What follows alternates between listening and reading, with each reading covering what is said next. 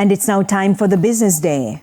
The Agriculture Ministry is assuring consumers that it will continue to advocate for a removal of General Consumption Tax GCT on eggs. The issue was again raised at the Jamaica Egg Farmers Association's 23rd Annual General Meeting in St. Ann on Wednesday. Amoy Harriot reports.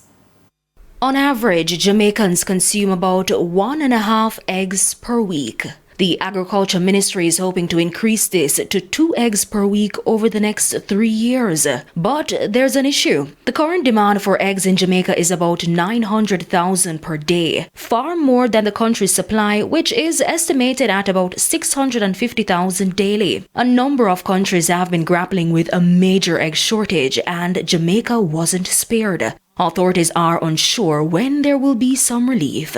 The reality is that the vast majority of the birds in the field now are old birds.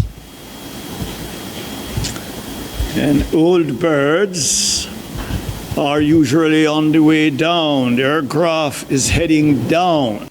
And global issues like the bird flu is dimming any hope of prompt recovery. But some local egg farmers have been managing to stay afloat because of a recent increase in the price of eggs. Now, before Hurricane Beryl, a flat or 30 eggs would be sold for roughly $900. Today, most retailers are selling a flat for at least $1,400. Based upon current production figures, and I close with this.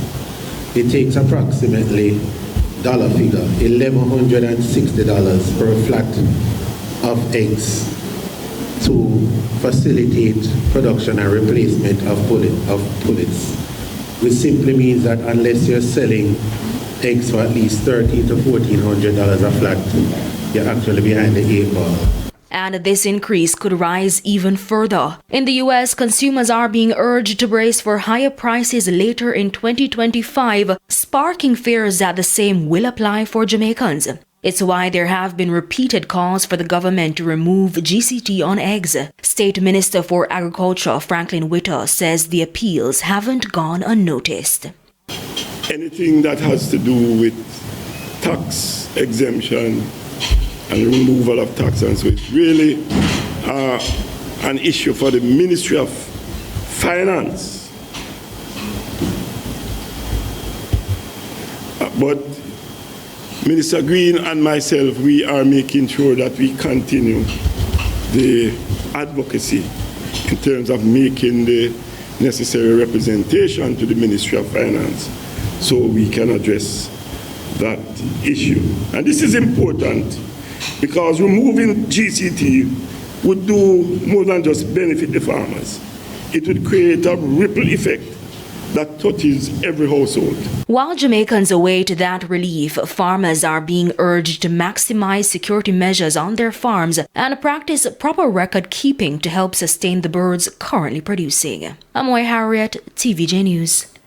The private sector organization of Jamaica, PSOJ, recently inked a deal with DRT Communications to provide advanced media monitoring services. Marketing and Business Development Manager at the PSOJ, Shireen Forbes, outlined some benefits of the AI-driven system. What DRT has introduced to us is going to change the way we do media monitoring in general. So much is moving at a great pace in terms of marketing now, and with this software, it allows you to be able to capture all that is happening on all these different media, what is the radio or the television or internet, whatever it is.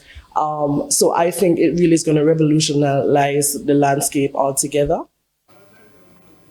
The JSE index declined by 2,331 points today, and the junior market index declined by 13 points. The main winners were Cygnus Real Estate Finance US dollar shares, Caribbean Assurance Brokers, CAC 2000, MPC Caribbean Clean Energy, and Blue Power Group.